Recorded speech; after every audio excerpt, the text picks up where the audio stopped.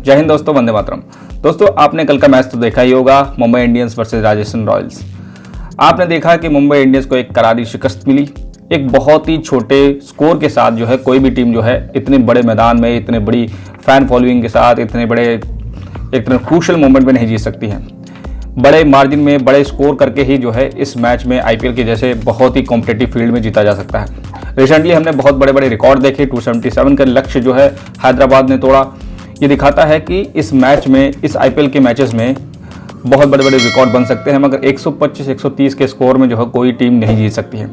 दोस्तों, कल की रिपोर्ट यह है कि मुंबई इंडियंस ने पूरी तरह से एक तरह से अपने आप को दिखा दिया कि वो एक तरह से राजस्थान रॉयल्स के सामने खड़ी नहीं हो सकती। राजस्थान रॉयल्स ने मुंबई इंडियंस को पूरी तरह से क्रश कर दिया और राजस्थान रॉयल्स ने लगातार जो है 3 मैचों की जीत करके जीत की हैट्रिक लगा दी।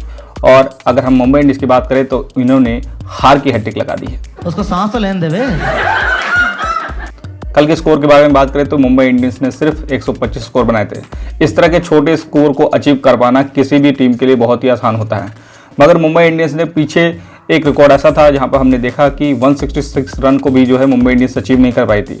तो मुंबई इंडियंस की जो एक तरह से परफॉर्मेंस जो हो रही है उसको जो है एक तरह से क्वेश्चंस तो आ रहे हैं। दोस्तों, हार्दिक पांड्या ने लगातार तीसरा मैच जीता है, एक तरह से हारा है, और मुंबई को एक बहुत बड़ा क्रूशियल मोमेंट था कि मुंबई जो है इस मैच में अपने आप को प्रूव कर सकती है।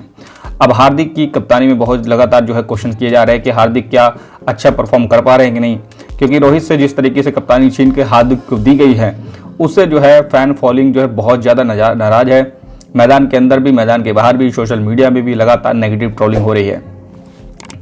अब कंट्रोवर्सी है क्या दोस्तों? सबसे पहले क्या होता है, राजस्थान रॉयल्स और मुंबई इंडियंस के कप्तान जो है दोनों क्रीज पर आते हैं और वहाँ पर उनका टॉस होता है, और टॉस होने के बाद जो है संजय मांजरेकर जो है वहाँ पे बोलते हैं कि जो है दोनों कप्तानों का वेलकम करते हैं, और वेलकम करने के बाद जो है वहाँ पर जो है लोग जो है बू करने लग जाते हैं हार्दिक पांड्या का नाम लेते के बाद। तो इस तरह का जो एनवायरनमेंट वहाँ पे था, और इस तरह के बहुत ही हाईली प्रेशराइज एनवायरनमेंट में जो कोई प्लेयर खेलता है तो ऑब्वियसली बात है प्रेशर तो बनता है, मेंटल प्रेशर बनता है। मगर हर खिलाड़ी को सिखाया जाता है कि इस तरह के मेंटल प्रेशर से हमेशा झेलना चाहिए, और हार्दिक पांड्या ने वही करने की कोशिश की, मगर टीम का ओवरऑल परफॉर्मेंस जो है बहुत ज़्यादा अच्छा नहीं था। अब हार्दिक पांड्या ने जिस तरीके से मैच को हारे हैं, हार्दिक पांड्या की कप्तानी में जिस तरीके से मुंबई इंडियंस हारी है, तो हार्दिक पांड्या की कैप्टनशिप में क्वेश्चन तो उठने लाजमी है। साथ साथ ये भी समझने की आवश्यकता है कि क्या पूरी ओवरऑल टीम ने परफॉर्म अच्छा किया कि नहीं, ये भी समझने वाली बात है। क्या अच्छा टारगेट दिया, क्या सभी बैट्समैन अच्छे चले, नहीं चले। हार्दिक पांड्या पे ही सारा लोड डाल दिया जाए वो अच्छी बात नहीं है, मगर कैप्टन में एक तरह से जितनी भी हार जीत होती है तो कैप्टन के ही जिम्मे जाती है। अगर फेलियर होता है तो भी कैप्टन के जिम्मे ही जाता है। तो हार्दिक की कप्तानी पे अब सवाल उठ रहे हैं। अब देखते हैं ये सवाल कब तक उठते हैं। दोस्तों, फैन के मूड के बारे में बात करें तो फैन का मूड जो है जिस तरीके से पिछले 3 मैचों में देखने को मिला, हार्दिक के पूरी तरह से नेगेटिव था, खिलाफ था। अब इस फैन के मूड को चेंज करने के लिए हार्दिक को क्या करना चाहिए ये तो भगवान ही जाने। ये भगवान क्या जुल्म है। मगर जिस तरीके से रोहित शर्मा ने कोऑपरेट करके फैंस को थोड़ा सा शांत करने की कोशिश की, हार्दिक को थोड़ा ठंडक मिली होगी, क्योंकि हार्दिक लगातार इस तरह के मेंटल प्रेशर से जूझ रहे हैं।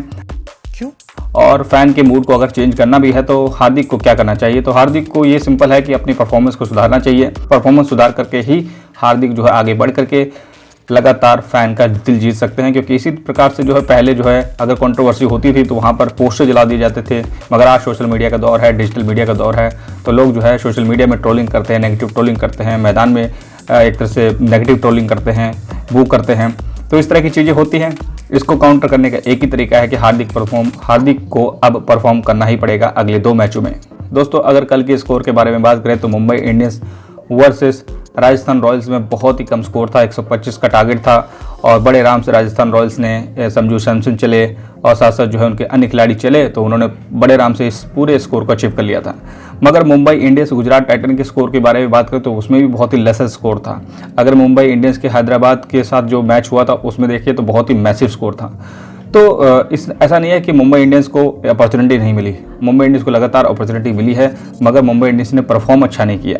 इसके साथ साथ ये भी है कि मुंबई इंडियंस को जिस तरीके से कप्तानी दी गई है हार्दिक पांड्या को, उससे फैन जो बहुत ही नाखुश नजर आ रहे हैं, और यही कारण है कि लगातार जो है मैदान में भी ट्रोलिंग होती है हार्दिक पांड्या की, पवेलियन जाते हुए भी ट्रोलिंग होती है, मैदान के अंदर आते हुए भी ट्रोलिंग होती है। तो ऐसी सारी ट्रोलिंग हो रही है इसका काउंटर तो एक ही है कि मुंबई इंडियंस को अब परफॉर्म करना ही पड़ेगा अगले 2 मैचेस में।